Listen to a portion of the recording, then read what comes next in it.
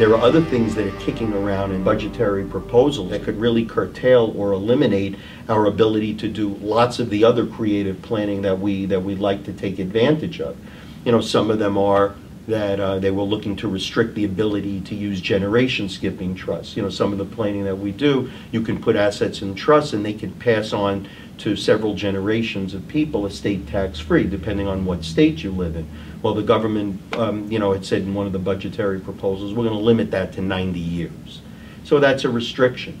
They've also talked about, which they've been talking about for years, eliminating the ability to take discounts on gifts or sales of interest in family businesses. You know, we generally take discounts from minority interests and lack of marketability for you know, for transfers of family businesses. The government once again is looking to curtail that, and that's a huge planning opportunity.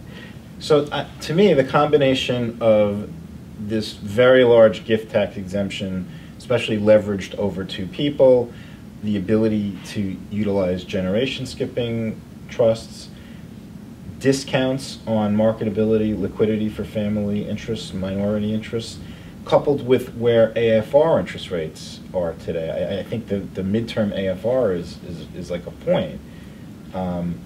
Those are several powerful tools that may not be here. Oh, it's huge, and you bring up a good point with the AFR. If you made a gift or wanted to make a gift, or even a sale for a note to one of your children or a trust for the benefit of family members, you could actually charge interest. The midterm rate today in June is 1.07%.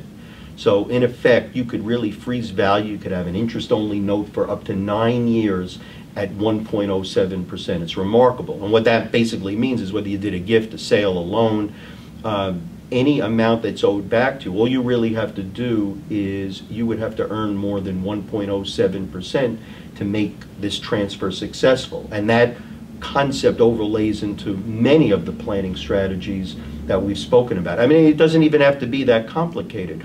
Even if you had a situation where you just wanted to lend money to family members, you want to clean up loans, with a $5 million exemption, you can do lots and lots of things which are available today. You know, let's say you want to forgive these loans. You could forgive up to $5 million of loans, over $10 million, as we said, with a married couple.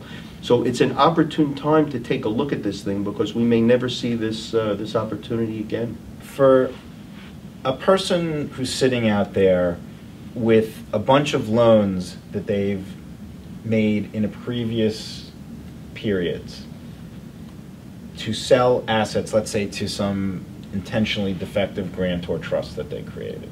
So they've moved a bunch of assets previously, and they're sitting there with these AFR loans. And now they're thinking about either transferring more assets or forgiving the loans. Which is the better move? No, it really depends. You have to look at your situation and what makes the most sense to you. Can I afford to get more assets out of my estate and still maintain my lifestyle? Am I in a position where I don't need the assets and I can do that?